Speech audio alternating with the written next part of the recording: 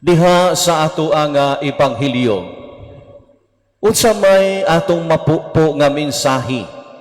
Daghan, baghisgot lang tag duha pahinumdom sa atong adlaw-adlang panaw sa kinabuhi dinis kalibutan.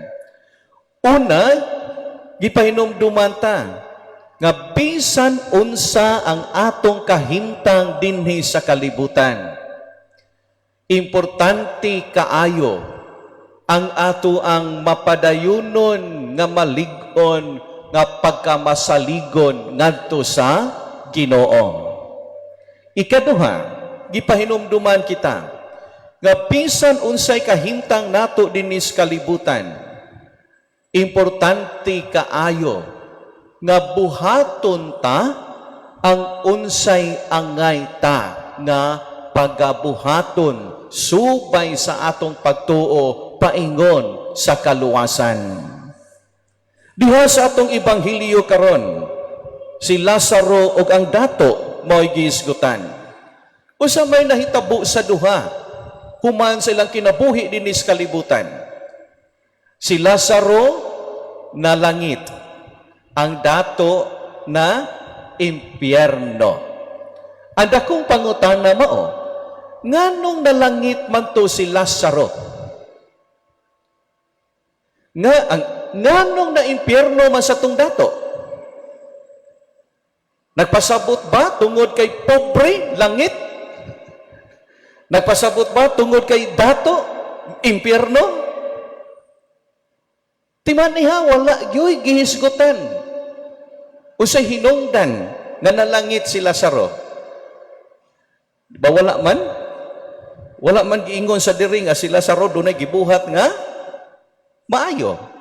Ang gibutang rin sa ebanghelyo nga si Lazaro pobre kaayo, ginuka pa, ang mga iro mutilap gani sa iyang nuka, ya kada adlaw adto intawon siya sa pultahan sa balay sa dato nangindahay bisag mumho na lang gikan sa lamisa sa dato, namatay na langit. Ganong nalangit man siya. Ato ang mapupo ang tubag diha sa ngalan.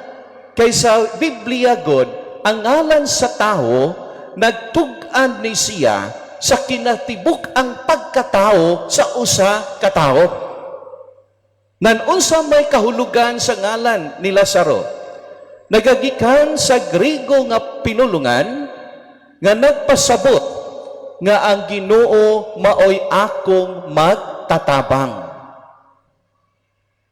Dan kung sa ato pa, si Lazaro pobre kaayo nga tao.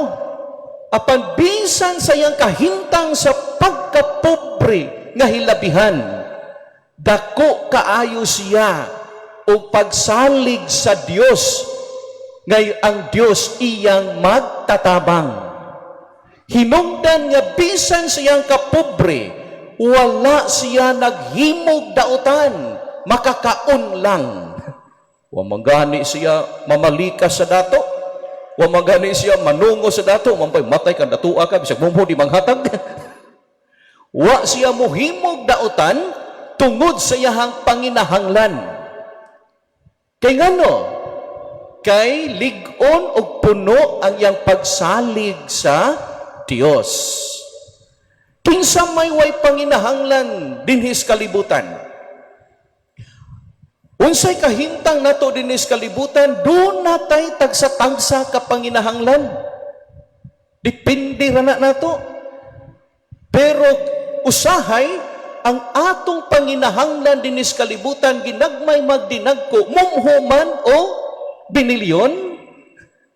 Banagkulang ta sa tumang pagsalig sa Dios kay diha ta musalig ang atong kalipay sa kalibutanong mga butang, makahimo tag dautan. Munang uban tungod sa kawadon, sa may uban tungod sa kawadon, mangawat, manulis, ug uban pa. Ang uban tungod sa pud sa panginahanglan, bisag naa na ilaha, gusto pag mas daghan pa aron mabuhong ang kinabuhi dinis kalibutan, mangurakot, ug uban pa. Pero si Lazaro, sa iyahang panginahanglan pangindahay mumhulang gikan sa dato. Wala yun siya kahimo og daotan, wa sad siya kalitok og daotan ngadto sa dato. Kay tumang pagsalig ngadto sa Dios nga ang Dios mutapang kaniya. Nalangit si Lazaro tungod sa iyahang pagkamasalikon sa Ginoo nga hilabihan, taliwala sa iyang panginahanglan sa kinabuhi dinis kalibutan tungod sa pait nga kahimtang, nagpapiling siya nga nagpuyo sa pagkamaayo o pagkamatarong diha sa grasya sa Dios. Nganong na impyerno man sa tong dato? Wala ba gibutang diri ha? Katong niagi Domingo kay tikasan tong naghisgot og nay tikasan. Dili to dato sad katong piniyalan. Pero diha sa ebanghelyo wala ang gibutang ra gyud mao nga dato luho kaayo pamisti sa iyaha nga balay kada adlaw naa si Lazaro sa pultahan nangindahay sa mumho gikan sa iyang lamisa. Pero wa niya kasabi ang Lazaro. Di ba wa gyud siya sa igilitok nga sakit nga pulong ngadto sa popring Lazaro nga ginuka nga iyang giabog palayo baho kayo ka. Samok-samok kada adlaw lang ka, katapulan lang gyud nimo mo na tapulan man gud dako man ang sige lang ka pangayo. Wa say gihimong daotan. Pero ngano nga na impyerno. Ano na impyerno man? Ang sala babag sa tao sa pag-ambit sa langit. Ang sala duha. Una, sin of commission. Ikaduha, sin of omission. Tingali wala siya kakumit og dautan nga mga buhat og mga pulong ang maong dato. Sama nato ba? Di ba? Magmatgon man ta pag-ayo nga di ta kabuhat og dautan. Labi na sa laod kay kuyang madakpan. Magmatgon ta. Magmatgon sa ta nga di ta kalitok og dautan o sakit kay makonsensya ta kahuman matagbaw tag pangayo pasaylo. Oy mari pasaylo adyo ko atong kung nalitok nimo ha kung kay wa gyud nak wa gyud ton sa kung huna-huna ni kalitra to. Magmatgon ta. Manikamo taglihay tamas ginhawa pagbuhat og dautan. Pero nganong impyernong dato ang kaso niya ang sin of omission. Ang wa pagbuhat sa unsay angay buhaton niya ni Lazaro nga naa siyang ato kanang pultahan kada adlaw. Sin of omission. Example ha, daghan kayo nga mga lula ug lulo. Madomingo, suroy nako sa ubang parokyang ako nagian, di kasimba. Ano di makakasimba man di makakasimba manoy. Kunang lalo, ano di makakasimba? Ay, na-apostolate lagi ko, Father. Tigbantay ug apo ba? Apostolate. Sibi di ka kasimba, kay gabantay kas imong apo. Kunang akong ingnon, pamalandungi. Ikaw apuhan, duha ka buk imong sala. Ang imong sala, wa ka ni simba. Ikaduha, wa ka mong tudlo sa angay itudlo sa imong apo. Nga Domingo, manimba mo. Asa mo nang inahan ani? Nagtrabaho, ikatulo. Wa ni mo tudluing imong anak. Nga adlang Domingo, musimba. Dili kay mo trabaho diritso. Sin of omission. Diha sa itong Ebanghelyo karon, ang sin of omission, ang dato, tungod siya dato, kinahanglan siya, mopaambit ngadto ni Lazaro nga kabus. Kay gigasahan siya sa Dios sa kabuhong sa kinabuhi, kinahanglang mapaambiton siya sa intawon anaa sa kapait sa kawadon sa kinabuhi.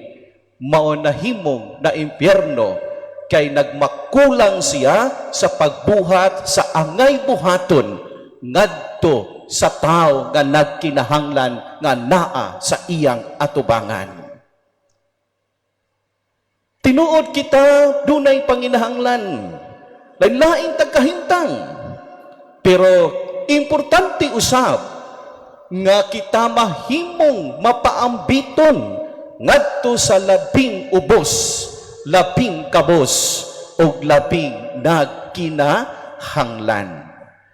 Kay walay dato nga way panginahanglan, wasay pobre nga walay hatag baya.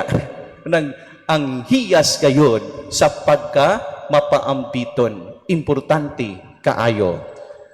Nang ayaw lang kutob sa pagkanang tamas ginhawa, lihay-lihay nga di kakalitok og dautan nga pulong, pait og sakit nga pulong.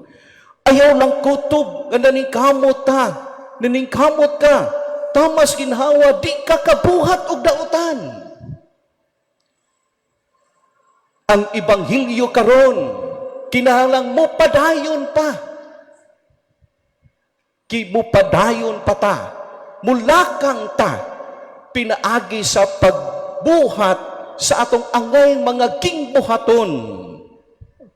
Aron di ta mabiktima sa sala, sa sin of omission. Munang ayaw lang, kung usmon ha, ay lang kutob, nga di ka bubuhat og dautan. Buhata sad ang maayo, buhata ang angay buhaton, ilabi na ngadto sa mas nagkinahanglan. Nang diha sa atong Ebanghelyo karon, akong usbon, ang mensahe usab nga atong mapupo, mao, bisan unsa ang atong kahimtang dinhi sa kalibutan, importante kaayo ang ato ang tumang pagkamasaligon sa Ginoo, kay ang Ginoo maoy atong magtatapang. Importante kaayo bisan unsay kahimtang nato dinhi sa kalibutan, ang atong pagbuhat sa angay buhaton, ilapina ngadto sa labing ubos, labing kabos, ug labing nahisalaag ta nga mga kaigsuunan diha sa Dios. Palihog manindog.